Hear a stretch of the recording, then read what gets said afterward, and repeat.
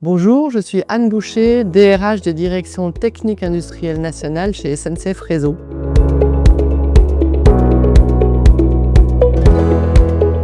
Alors la santé mentale et la QVT sont au cœur des préoccupations de SNCF Réseau. On parle depuis peu de santé mentale, on a beaucoup parlé de prévention des RPS déjà depuis assez longtemps. Donc les programmes de prévention des risques psychosociaux et les programmes de qualité de vie au travail sont des sujets qu'on travaille beaucoup dans les DRH depuis déjà un moment pour le bien-être au travail de nos collaborateurs et bien prévenir au mieux les risques psychosociaux. On développe des actions collectives et des actions individuelles.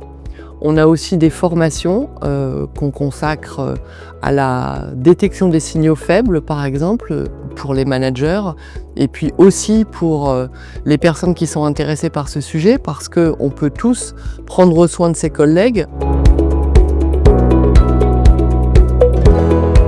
Dans le cadre d'actions collectives qu'on a pu mettre en place, il y a par exemple du co-développement entre personnes qui rencontrent les mêmes problématiques. Ça peut être des groupes de managers, mais ça peut être aussi des groupes de chefs de projet. C'est animé par des coachs. Ça permet à chacun de se rendre compte que d'autres ont exactement les mêmes problématiques. Bien évidemment, on a aussi un baromètre annuel qui nous permet de mesurer la satisfaction des collaborateurs sur différents critères.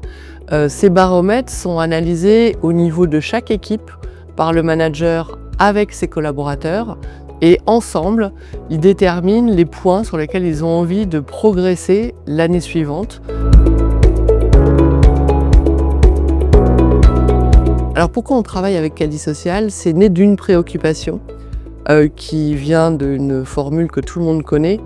Quand quelqu'un a faim, on peut lui pêcher un poisson ou on peut lui apprendre à pêcher. Pour moi, l'offre proposée par Caddie Social permet à chacun d'être plus autonome dans le fait de prendre soin de lui.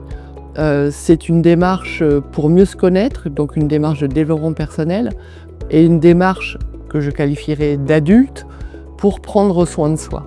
On a développé avec eux différents types d'offres. Donc déjà, une plateforme sur laquelle les collaborateurs vont pouvoir faire des tests pour s'auto-évaluer, vont pouvoir trouver des ressources en fonction de leur sujet de préoccupation. Et là, ça peut être des sujets purement professionnels comme la charge mentale, la charge de travail, mais ça peut être aussi des sujets personnels comme la parentalité dans ma vie professionnelle, comment je fais pour réussir à m'organiser. Et puis s'ils le souhaitent, ils peuvent aussi accéder à un certain nombre d'entretiens avec des psychologues qui vont être spécialisés dans un domaine ou dans un autre. On organise aussi tous les mois un webinaire et là, en fonction de l'actualité de l'entreprise, on va choisir les sujets pour qu'ils correspondent le plus aux besoins des personnes. La façon dont on peut s'exprimer, qu'on soit manager ou manager, lors d'un entretien individuel, au moment des entretiens annuels. On a une réorganisation il y a quelques mois, donc là on a fait un webinaire aussi sur les sujets du changement et ce que ça peut provoquer comme inconfort. Alors est-ce que ça marche? Écoutez, comme je vous le disais, on a une réorganisation récemment. Quasiment toutes les entités qui travaillent avec Caddie Social avant la réorganisation ont poursuivi cette collaboration. Donc voilà, sentiment que pour les managers et les comités de direction, cette offre répond à un besoin. Donc on continue l'aventure. Alors moi, ce que je peux observer aujourd'hui, c'est de plus en plus difficile pour les individus de gérer la frustration. Et ça peut conduire des gens à se sentir victimes et à être sincèrement très malheureux. Et aujourd'hui, ce qu'on peut constater, c'est que une bonne partie, enfin au moins un tiers des enquêtes qu'on peut mener conduisent à une conclusion où non, il n'y a rien de grave qui se passe, il n'y a pas de harcèlement. Et pourtant, il y a des gens qui souffrent vraiment. Donc moi, je souhaite réussir à les aider.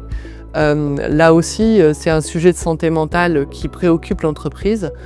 Et puis l'autre côté, c'est que des gens qui peuvent être accusés à tort ou des gens à qui on demande de témoigner se retrouvent aussi dans une situation d'inconfort qui fragilise leur santé mentale. Donc voilà, pour moi, c'est les nouveaux défis qu'on a à accompagner en tant qu'entreprise dans le sujet de la santé mentale.